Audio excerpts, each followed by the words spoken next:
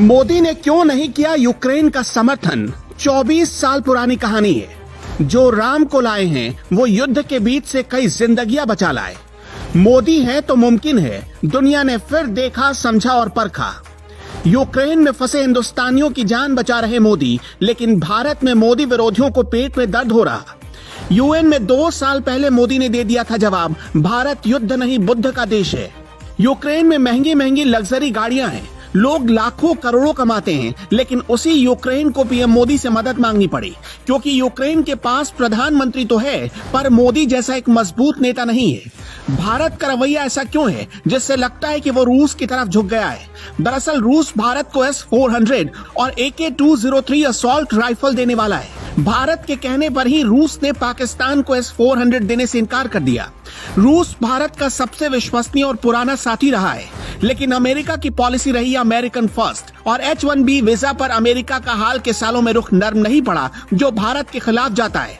लिहाजा अमेरिका पर भारत को ज्यादा यकीन नहीं है।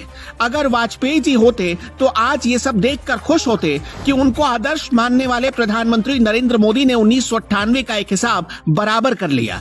जो यूक्रेन पोखरण के वक्त भारत के खिलाफ था, अब वो भारत से ही मदद मांग रहा है, मोदी से गुहार लगा रहा है। भारत चाहता तो डायरेक्ट यूक्रेन के समर्थन में उतर सकता था, लेकिन पाकिस्तान जैसे सपोलों को पालने वाले यूक्रेन के लिए वो सालों पुरानी भरोसे वाली दोस्ती दांव पर नहीं लगा सकता है। 1971 के युद्ध में भारत के साथ खड़ा होने वाला एकमात्र देश रूस था, जबकि अमेरिका, फ्रांस, चीन और बाकी कई मुस्लिम देश पाकिस्तान के साथ खड़े हो गए थे। 1965 के युद्ध में भी भारत के साथ रूस खड़ा था। कश्मीर के मसले पर और अनुच्छेद 370 पर भारत का रूस समर्थन करता है। दूसरी तरफ यूक्रेन पाकिस्तान को हथियार बेचता है। कुछ साल पहले यूक्रेन ने 320 T-80D टैंक पाकिस्तान को बेचे। पाकिस्तान इनका इस्तेमाल भारत के खिलाफ करता है। भारत ने यूक्रेन से गुजारिश की थी कि वो पाकिस्तान को हथियार ना बेचे, लेकिन यूक्रेन ने इसे ठुकरा दिया था। जब यूक्रेन ने पाकिस्तान को T-80D टैंक बेचा तो उसके बाद रूस ने भारत को T-90 टैंक दिए। भारत अपने 50% हथियार रूस से ही आयात करता है।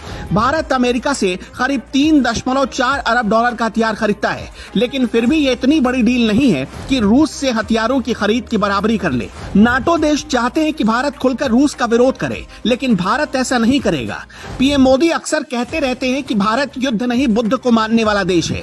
बुद्ध मतलब शांति, इसलिए भारत ने यूएन में खुद को न्यूट्रल रखा है और पीएम मोदी ने रूसी प्रेसिडेंट को फोन करके किसी बड़े एक्शन को रोकने की अपील की है। भारत ने यूक्रेन की मदद करने की कोशिश तो की, लेकिन खुलकर समर्थन इसलिए नहीं किया क्योंकि यूक्रेन को पाकिस्तान में air to air refilling aircraft की रिपेयरिंग का ठेका मिला हुआ है। रूस की तरफ भारत इसलिए भी झुका हुआ है क्योंकि पाकिस्तान ने 2018 में रूस से 300 T-90 टैंक खरीदने चाहे थे, मगर रूस ने मना कर दिया था। उसके बाद 2019 में भारत ने इन टैंकों को खरीद की हरी झंडी दे दी। जब पाकिस्तान मॉस्को से हथियार नहीं खरीद पाया तो उसने यूक्रेन का रुख किया और यूक्रेन ने अपने टैंक पाकिस्तान को बेच दिए।